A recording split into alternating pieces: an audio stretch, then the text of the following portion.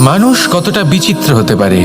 সব সময় স্বপ্ন দেখতে থাকে যে কাল আমি এটা করব, কাল আমি ওটা শুরু করব, কাল আমি ওটা সম্পন্ন করব। এই যে কাল শব্দটা, এই কাল অত্যন্ত বিচিত্র এক শব্দ। আমরা সবসময় এটাকে আসতে দেখতে পাই, কিন্তু এটা আসাতে বর্তমানে পরিণত হয়। আবার আজ নতুন কাল দেখতে পাই, তার জন্য অপেক্ষা করি যখন সেটা সামনে আসে, বর্তমানে পরিণত হয়। এই কাল সবসময় একটা মিথ্যে সান্ত্বনা দেয় যে সে আসছে, কিন্তু সে কখনোই আসে না। যেটা আপনার হাতে রয়েছে তা হলো আজ, বর্তমান। তাই যা করার আছে, যা সম্পন্ন করতে চান, যা শুরু করতে চান, আজ করুন, বর্তমানে করুন। কারণ আজ আপনি যা করবেন সেটাই আপনার ভবিষ্যৎ নির্ধারিত করবে। ভবিষ্যতের বিষয় ভাবতে থাকলে ভবিষ্যৎ সুন্দর হবে না। আজ কর্ম করতে হবে। তাই আজ বর্তমানে জীবনযাপন করুন, কর্ম করুন, আর আমার সাথে ভালোবেসে বলুন রাধা রাধা। পঞ্চম তত্ত্ব, আকাশ, নব, ব্যোম। আসলে কোনো ভ্রম নাকি সত্য? ভ্রম তো হতে পারে না, কারণ ভ্রমের মধ্যে কেউ বাঁচতেই পারে না। আর যদি সত্য হয় তাহলে এতটাই বিশাল যে আমাদের চোখের থেকে, আমাদের ইন্দ্রিয়ের থেকে, আমাদের মস্তিষ্কের থেকে, আমাদের চিন্তা ভাবনার থেকেও অনেক ঊর্ধ্বে, যাকে আমরা বুঝতেই পারি না। এটা যতটাই বিশাল আকার, ঠিক ততটাই সরল। এই আকাশ যতই অন্ধকারাচ্ছন্ন, ততটাই আলোর প্রকাশ প্রদান করে থাকে। দেখতে গেলে এ হলো জীবনের সঞ্চালক, কিন্তু যদি ক্রুদ্ধ হয়ে যায় তাহলে প্রাণ কেড়ে নিতেও দ্বিধা বোধ করে না। এই আকাশ শুধুমাত্র পৃথিবী লোক নয়, বরং এই সমগ্র ব্রহ্মাণ্ডকে, এই সমগ্র সৃষ্টিকে, এর প্রত্যেকটা তারাকে, প্রত্যেকটা গ্রহকে একটা বিশেষ স্থান প্রদান করে। এর নিজের কোনোই অস্তিত্ব নেই, কিন্তু সকলকে অস্তিত্ব প্রদান করে। এটাই হলো এই আকাশের মাহাত্ম্য। এই আকাশই হলো মাহাত্ম্যের প্রতিরূপ, যা আমাদের ভাবনা দ্বারা উৎপন্ন হয়। আপনিও আকাশের মতো এই বোধকে আপন করে নিন। আপনার জীবনও আকাশের মতন মহান এবং বিশাল হয়ে উঠবে। আর তখনই মন সুপ্রসন্ন হয়ে বলবে রাধা রাধা। আপনার থেকে বড়, আপনার থেকে মহান হলেন সেই গুরু। এটা কি আবশ্যক যে সেই গুরু কোনো ব্যক্তিই হবেন? কখনোই নয়।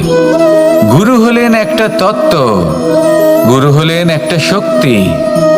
গুরু একজন ব্যক্তি হলে শুধুই একজনই হতেন, কিন্তু তা নয়। গুরু হলেন একটা অনুভূতি, গুরু হলেন শ্রদ্ধা।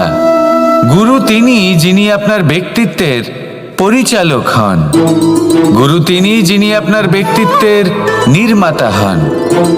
আপনি কখন, কোথায়, কোন স্থানে, কি রূপে গুরু লাভ করবেন আর কি শিক্ষা লাভ করবেন তা নির্ভর করছে আপনার মানসিকতার উপর, যে আপনি সকলকে কিভাবে আপন করে নিতে পারেন।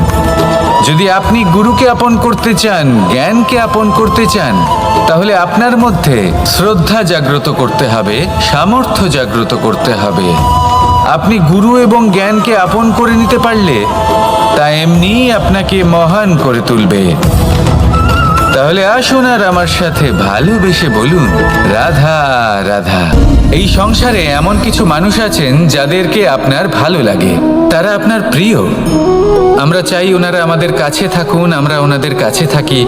এবার সেই ক্ষেত্রে আমরা তাদের ভালো ভালো উপহার দেওয়ার চেষ্টা করি, কারণ ওনারা হলেন আমাদের প্রিয়। আর তার বদলে আমরা আশা করে থাকি যে ওনারা আমাদের একটু সম্মান করবেন। এবার এই মানুষজন যারা আমাদের প্রিয়, এদের আমরা একটা উপহার দিই। সোনা দিয়ে থাকি, আভূষণ দিয়ে থাকি, হিরে মুক্তো দিয়ে থাকি। কিন্তু যদি ভেবে দেখি, এই সব কিছুরই একটা মূল্য আছে। ভেবে দেখুন, আপনি কি তাদের এমন কোনো উপহার দিতে পারেন যা কিনা অমূল্য? তা এরকম উপহার কি হতে পারে? ঠিক বলেছেন আপনি, প্রেম। এই প্রেমই হলো অমূল্য, কারণ মন থেকে এর উৎপত্তি হয়। না চেয়ে পাওয়া যায় আর না ছিনিয়ে নেওয়া যায় এই ভালোবাসা। ঠিক এইরকমই হয় এই সম্মান। যদি সম্মান করো তাহলে মন থেকে এবং ভালোবেসে করো, ভয় পেয়ে নয়। মনে রাখবেন, যে মাথা ভয়ের দ্বারা নত হয়, বিরোধিতাও প্রথমে সেই করে থাকে। যে মাথা ভালোবেসে নত হয় তা আপনার জন্য বলিদানও দিতে পারে। এই সংসারের সব থেকে বড় উপহার, সব থেকে বড় বরদান এই প্রেম এবং সম্মান। তাকে সম্মান করুন আর আমার সাথে ভালোবেসে বলুন, রাধা রাধা। কখনো কোনো চাতককে দেখেছেন? একটা চাতক বর্ষার জন্য অপেক্ষা করে, সেই বর্ষার জলে নিজের তৃষ্ণা নিবারণ করে, নয়তো সারা বছর তৃষ্ণার্ত থেকে যায়। ও আকাশের দিকে তাকিয়ে থাকে আর অপেক্ষা করে যে কবে বর্ষা হবে আর কবে আমি আমার তৃষ্ণা নিবারণ করব। সেখানে অন্যদিকে একটি কাক বা একটা পায়রা, এরা কি করে? যেখানে জল পায় পান করে নেয়, যেখানে খাবার পায় খেয়ে নেয়, আত্মীয় স্বজন বন্ধু বান্ধব যাকেই পায় তার সাথে সময় কাটায়, খাবার খায় আর চলে যায়। এবার এদের মধ্যে মিল কোথায় আর পার্থক্য কোথায়? দুজনের কাছেই ডানা রয়েছে, দুজনেই উড়তে পারে। এই আকাশ হলো ওদের, খাবারের দানা ওদের। পার্থক্য হলো তাদের অভিলাষার, পার্থক্য হলো তাদের আকাঙ্ক্ষার, পার্থক্য জীবন যাপনের ধরনের। এবার যত বেশি আকাঙ্ক্ষা থাকবে, যত দামি জীবনযাপন করার ইচ্ছে থাকবে, তত বেশি কষ্ট আপনাকে সহ্য করতে হবে। আবার অন্যদিকে জীবন যত সরল হবে, জীবন যাপন যত সরল হবে, সমস্যা ততটাই কম হবে। তাই সবসময় চেষ্টা করবেন আপনার মানসিকতা এবং আপনার জীবন যেন সরল হয়। ভালোবাসতে থাকুন। যদি কেউ আপনাকে ভালোবাসে, তাকেও আপনি ভালোবাসা ফিরিয়ে দিন। তাদের সাথে কথা বলুন, কিছু তাদের কথা শুনুন, কিছু নিজের কথা বলুন। দেখবেন সকল তাপ উত্তাপ দূর হয়ে গেছে। এটাই তো হলো জীবনের সারমর্ম। তাই প্রেমে থাকুন, ভালোবাসুন, আর ভালোবেসে আমার সাথে বলুন, রাধা রাধা। ক্ষমা একটা অত্যন্ত সুন্দর শব্দ, আমার খুব প্রিয় শব্দ। কিন্তু এই ক্ষমা কখন আর কিভাবে প্রয়োগ করতে হবে সেটা বোঝা প্রয়োজনীয়। এক, যদি আপনি কোনো অন্যায় করেন আর ক্ষমা না চান, ক্ষমা প্রার্থনা না করেন, ক্ষমা চাওয়া থেকে এড়িয়ে যান, তাহলে তাতে আপনারই ক্ষতি হবে। কিভাবে? ক্ষমা না চাইলে মনের মধ্যে অহংকার জাগ্রত হয়, আর অহংকার তো প্রকৃত অর্থে আমাদের ক্ষতিই করে। দুই, কেউ যদি অপরাধ করেন, আপনার থেকে ক্ষমা না চান, তাহলে তাকে ক্ষমা করবেন না। ক্ষমা হলো অত্যন্ত অমূল্য, আর না চাইতেই কাউকে ক্ষমা দান করা এটা উচিত নয়। তিন, যদি কেউ আপনার সাথে অনুচিত কিছু করেন, অপরাধ করেন, আর আপনার থেকে ক্ষমা চান, তাহলে তাকে ক্ষমা করে দিন। তাতে আপনার অন্তরের করুণাবোধ জাগ্রত হবে, প্রেম জাগ্রত হবে, আর তা আপনার জন্য শুভ হবে। চার, যদি আপনি নিজে কোনো অপরাধ করেন, তাহলে অবশ্যই ক্ষমা চাইবেন। তাতে আপনারই লাভ হবে। কিভাবে? সামনের ব্যক্তি আপনাকে ক্ষমা করুক বা না করুক, আপনার অন্তরের অহংকার ক্ষীণ হবে, আর এই মন আরো নির্মল হয়ে উঠবে। এই ক্ষমা অত্যন্ত অমূল্য, ভেবেচিন্তে একে ব্যবহার করুন, আর আমার সাথে ভালোবেসে বলুন, রাধা রাধা। একবার একজন গুরু তার শিষ্যদের পরীক্ষা নিচ্ছিলেন। উনি ওনার প্রত্যেক শিষ্যকে একটি করে পাখি দিয়ে বললেন সেই পাখির বলি দিতে হবে, কিন্তু এমন এক স্থানে যেখানে কেউ তাদের দেখতে পাচ্ছে না। প্রত্যেক শিষ্য নিজের যাত্রা শুরু করলো। কেউ ঘন বনে প্রবেশ করলো, কেউ অন্ধকার গুহায় প্রবেশ করলো, কেউ দূরে কোনো পর্বতের শিখরে পৌঁছে গেল।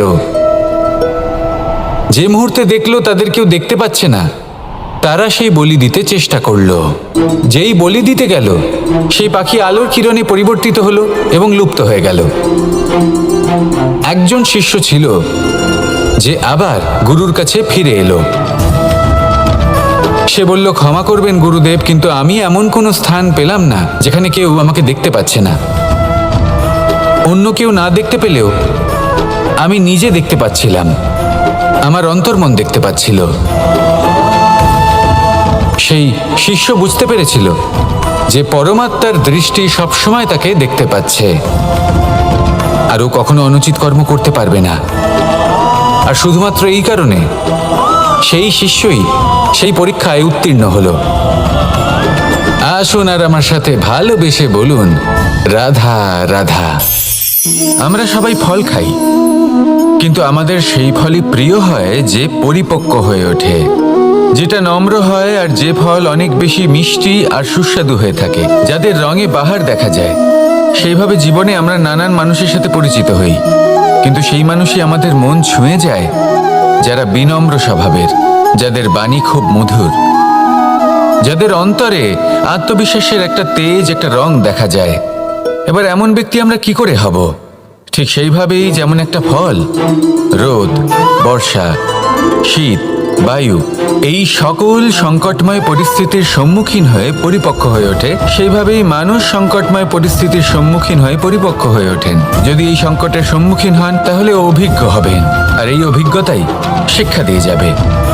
এই অভিজ্ঞতা আমাদের শিখিয়ে দেয় যে আমাদের বিনম্র থাকতে হবে, অহংকার করে কোনো লাভ নেই।